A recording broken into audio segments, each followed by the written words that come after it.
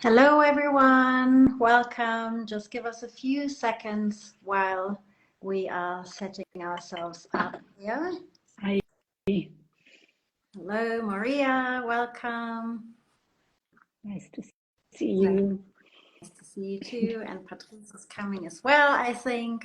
So Yes. everything's set up. So that was just a quick hello and goodbye from my side. And I will give you to the floor. Thank you for setting this up. Thank you. So, now it's on us. yeah. Okay. And you start. It's so exciting.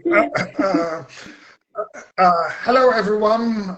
My name is Patrice Poutrus. I was the last interview in the series about the current status of German history in Germany.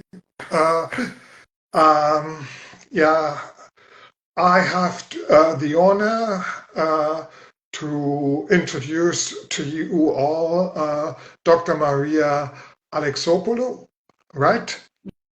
Very good. Okay,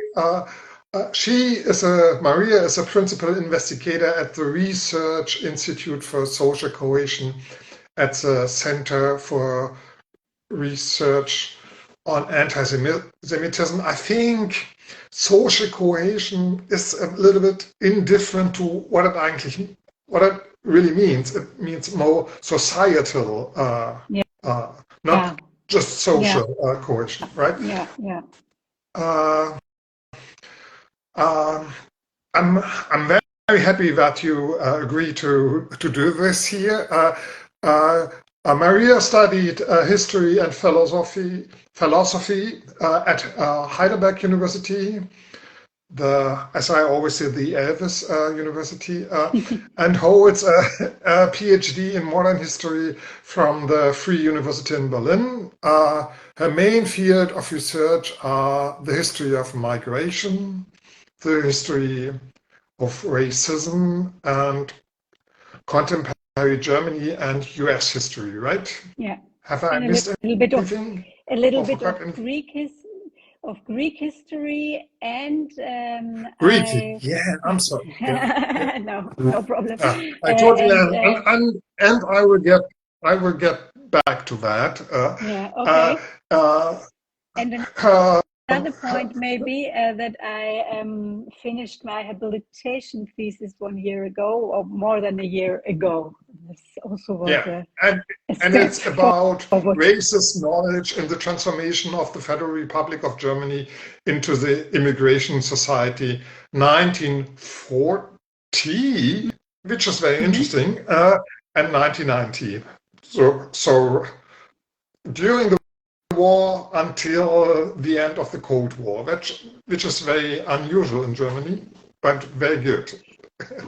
And it will be published in fall of this year, right? Yeah, that's the plan. Yeah. And I want to add, and you are a contributor to the handbook of racist research, in which we cooperated a lot during the last year. Yeah, that's true.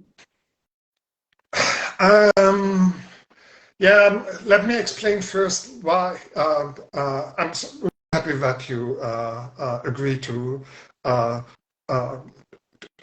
this format of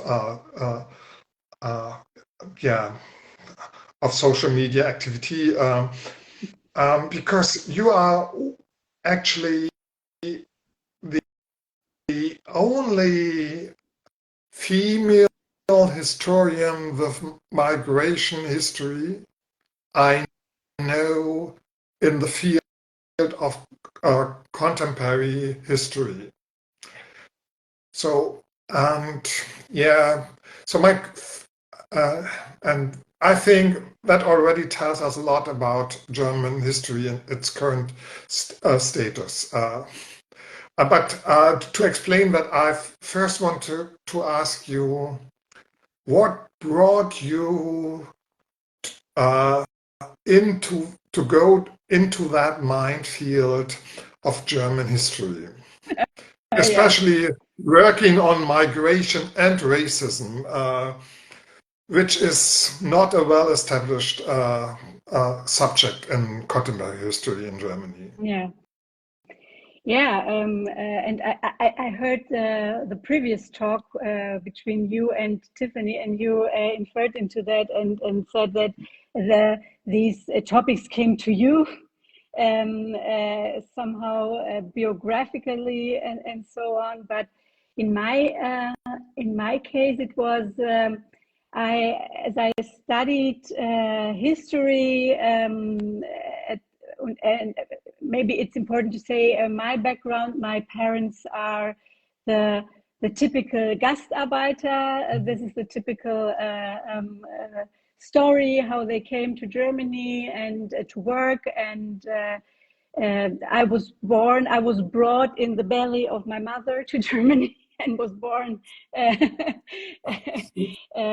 here, and I was the typical Ausländerkind in the Federal Republic of Germany, expected, and I was I lived with the expectation from within and without that I would return to Greece, which I eventually did, and then when I was 18, and then 2 years after that, I returned back to Germany and started to study history and philosophy. And it was also, I discovered the history of National Socialism and Holocaust and all these themes. And it was at that point that I thought, okay, there are connections to now. It was the 90s then, and there were connections, but nobody talked about it. Nobody in this conservative climate in Heidelberg at that time, the University of Heidelberg was very conservative. And I was wondering, and I had my thoughts, and I didn't know what was going on. And later I got to know some people in the town near Heidelberg, Mannheim, a group called the Unmündigen, which were activists and were engaged in self-empowerment and activism, anti-racist activism. And this is how this was one thing, and the other thing was through my PhD, where I worked on Greek Americans in the US, and got in contact and started to read Stuart Hall about identity and positioning identities, and these two. I brought these two fields together, working in the activist field, and this theoretical work, but there wasn't anything at the university where I could do something with this, you know. And it was years that I worked in another field, and at the university, if I tried to come with these topics, racism, it was what, or by respecting migration, it was always, we have some research, it's okay, we don't need anymore. And it was really 2015 with the so-called refugee crisis that the university said, maybe we should do something about migration. And then the big caesura was 2020, with firstly Halle, then Hanau, and then Black Lives Matter. That also the historians started to think about racism and so on. But to wrap this up, we had a kind of a peak, but now I'm not very happy in how these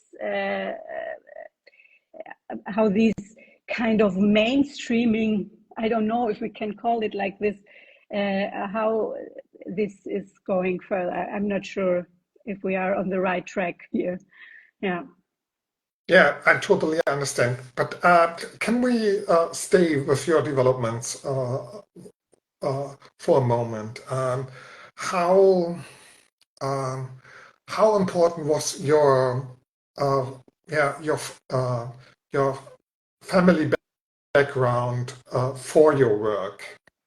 And on the other hand, what kind of of yeah, what kind of reaction, especially in the academic field of history, you received because of that? Yeah, it is very complex, kind of complex, but to make the complex very one thing, which was for me a very I don't know the English word now, but I can only when I was ready to take my exam, my final exam, there was one professor who told me, "What do you want to do as a woman and as a Ausländer?" He calls it with foreigner with history and philosophy. What do you want to work with that? You know. And I took this with me.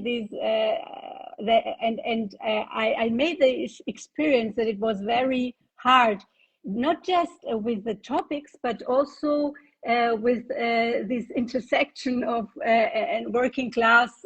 This is guest worker is not just foreigner, but also working class. And with no previous experiences or networks in the academic field. And then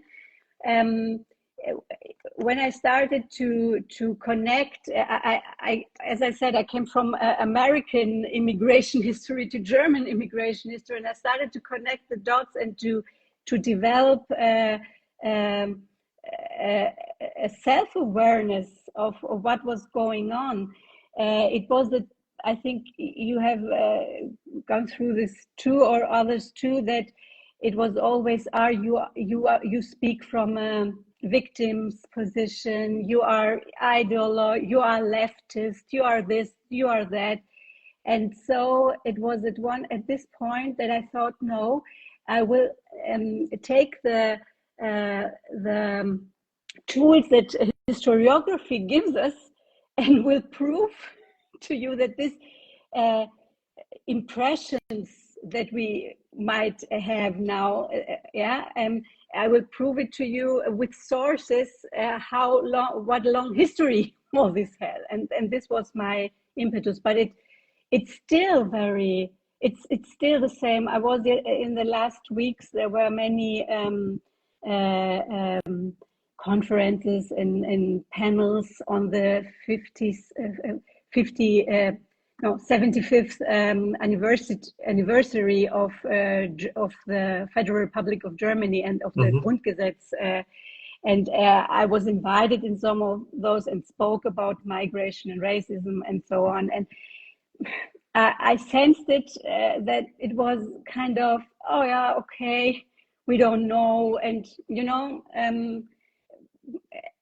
and it's always, I'm never sure how I am perceived, am I perceived as a kind of an activist or as a kind of I don't know, is this taken serious as science, particularly with older and more conservative historians, to be fair. Yeah. Younger historians are more open-minded. That's my impression. Yeah. But I totally understand what you mean. My point very often is that this this kind of dishonesty to your own personal work also costs a lot. Yeah. And I also wonder if you can explain about how you really deal with that. Sometimes I really ask myself, why are you doing that to yourself? Yeah. Yeah. How are your experiences in that? it was a very hard path. 10 years ago, I decided I want to go back to the university because I had left the university with this particular topic, and it was very hard to get finances to. How it happened to me with the phone. Sorry about that. Yeah. Yeah. Okay. To get started, it was so hard to get started, and then I started and wrote, and it was the feeling I have is that I'm in the middle of an ocean and I'm swimming, and it's I don't know, should I swim back or should I swim forwards? And so I always swam forwards. After I finished my habilitation, I had my aim. It still is my aim to get a chair, but I'm very pessimistic about this. The situation is not so good with, we know, with this German academia and all the problems, and Hannah and all of this, but surely our history, our particular history as migrant historians is, and I often have thought that maybe if I didn't follow this or my aim to establish a critical race theory perspective in contemporary history, it would be a lot more easier if I had used another topic or so, and it's kind of I often thought that it caused psychological with own health and so on, and I'm not a young historian because anymore. Because I had these years that I also wasn't at the university, and so, but I keep going, and because I'm very I think it's important that there are voices like ours, yours too. I think we are the only at this position. There are many younger people, scholars coming now after historians, and I know some of them who are writing their PhDs at the time, and I think it will change in a few years, or I hope. But maybe I don't know what our role will be in that. Yeah, that's very difficult to prospect. But let me say that I'm very happy that you choose that way. But to know not to be alone in the field is already an advantage, really. It is. My main experience was there's no one on your side. Not just because of your biographical background, but because of the subjects which are important for you. But last time we spoke a lot about East Germany and stuff like that. And you are definitely a West German historian. Therefore, because but I'm working. That Greece is far more. No. I don't want to say that. I don't want to say that. No, I'm working now on GDR history. Okay. Not just West. Very, very good. I don't want to blame you. That's a part of the problem of the East-West game right now. That it is just a blame game and not a analytic or discussion about differences and things we share. But I want to ask you from a personal and from a yeah, from a perspective of a contemporary historian, how has German history changed since the unification? But I have a few ideas, but I'm very interested on the perspective from someone else. I have a perspective from East Berlin, and you came Mannheim, Bochum, Heidelberg. That's very Western. And can you explain a bit more about that? Mm-hmm. Yeah, it's not just in the 90s or 20, but still it's still like if you are dealing with a foreign land when you do something about the DDR. It's from the south of Germany. From the south perspective, it's far. It's very far. And now that I live in Berlin, I gain another feeling what this really means. And all these traumas and all these dramas that are it's interesting, and I think it's a little bit too much at the moment. I don't particularly follow these colonial, or these that migrant and East German experiences are somehow related, I know. but but sure, there is a dominant West German view in not just in history, but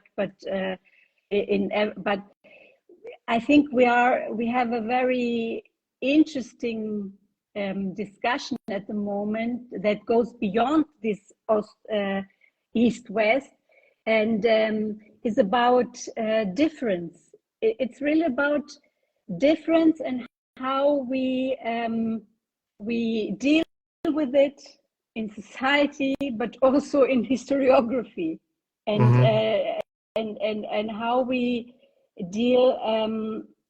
This is the one thing if you look inside, but the other thing is also with hierarchies.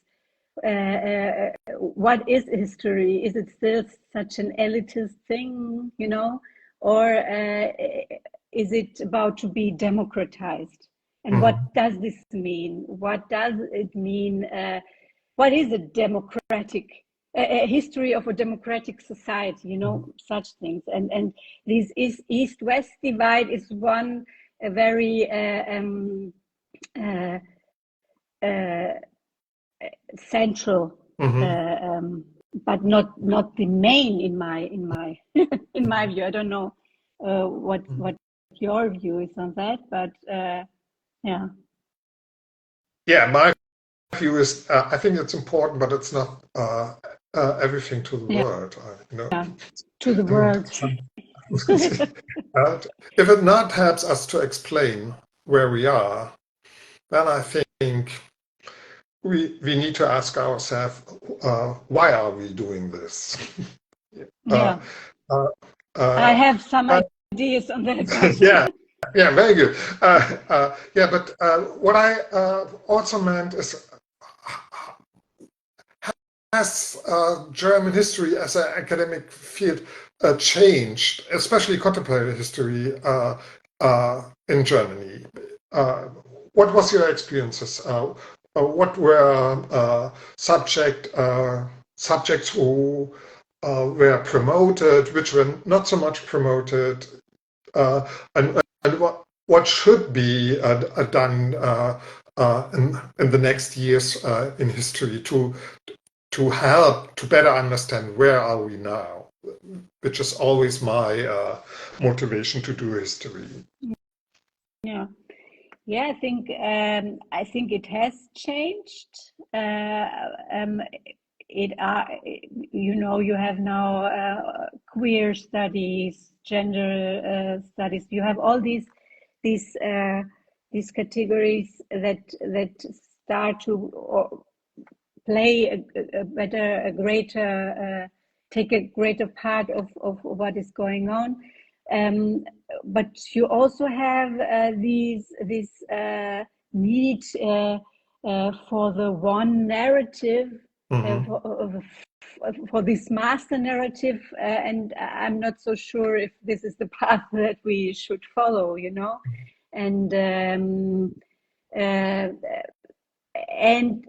I think, and this is about a bigger part of the story than historiography, that the university has to change, and academia has to change, and to mirror the society and how the society is you know what I mean. It's yeah, and I don't. This may be interpreted as a identity politics, or I don't know what, but it is the case that there are many different perspectives in a society, and they should be in academia if academia wants to have a contact to society. You know, if we want to leave these ivory how it's called, tower? No, ivory tower. Oh, yeah. And the problem is how projects are funded, you know, all the time with these 3-year projects, and then it's over, and yeah, we need new chairs. We need we need many chairs for race, you know, not just history of racism would be our thing, but in all kinds of parts, or also migration. Germany is an Einwanderungsgesellschaft, and it will not change. It is that way, and it will be more differentiated from its origins from now on. And university and historiography have to respond to that. And it's starting, but it's some like a little, I don't know. There's maybe there is also some backlash that we don't see. Yeah, you know, at the university, nobody comes and tells it to your face. You know, this happens in the political arena, yes, but yeah, I don't know. Yeah. I totally understand. My experience was that teaching migration history, for instance, was one of the few chances to be not the only person of color in the room. Yeah. You know, because of that subject, some students, even from different disciplines, said, "Oh, that is interesting. Yeah. That is about me. Maybe I should go to that." And you know, yeah, this is true. And my experience also was that the students come and say, "We need you. Yeah. We need somebody like." And this sounds as we would self-promote ourselves now, but it's true. And they say, "No, please, we need it's this." But we know this game.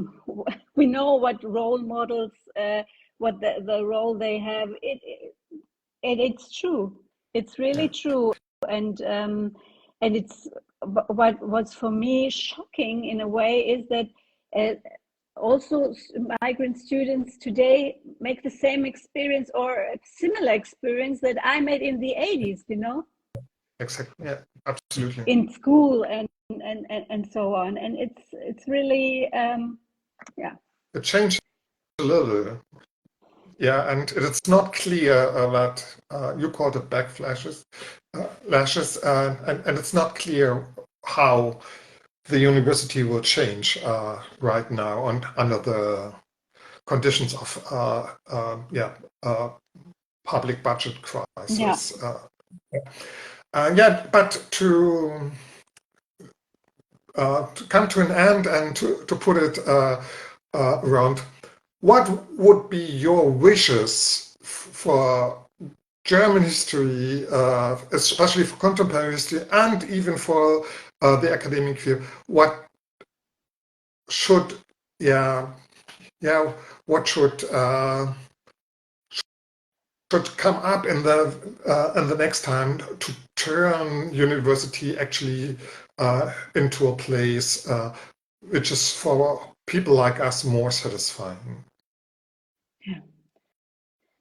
The problem is that we had now government, and it's always government it's politics who gives the money and so on, that we had some hopes that something would change, but yeah, now at the moment it's a little bit, we must be I don't know. I'm really a bit pessimistic, so I can't give you a good maybe we have to ask younger Yeah, I think it's important that we stay in the game and keep and critical view on it. I think this is very important to as we might feel like Sisyphus, you know, but it's really important that somebody is doing that, don't you think? okay. I totally understand. I give you my utopian idea about German history. I want you to become a professor at one of these elite universities in Germany, maybe in Heidelberg, which is Oh my God. Heidelberg, Munich, Berlin, Germany, as the first female. Are you still single mother? Yeah. Yeah. As a female with migrant history, as a single mother, that would change already the situation in German history so much. And now I give you a promise, I will support you by to reach that goal. Okay. Thank you so much. Maria. Oh God, this was kind of promote social media, you know. This is what social media does. Exactly. Thank you so much. And as I understand the concept, it's now on me to pass the mic. I don't have a name by now, but this will be announced on these channels of the GHI. Okay. In 2 Thank months. you, Maria, Thank you for so that. much. Thank you so much, Patrice. For that talk. We will stay in touch because of the handbook. Yeah. And some otherwise, we live right now in the same city, so maybe we can. The chance is quite. But yeah, thanks a lot. I thank all the viewers, and you will pass the microphone for the next step to someone else, and that will be announced briefly. I thought. I hope. Yeah. Okay. Thanks so much. Okay. Bye.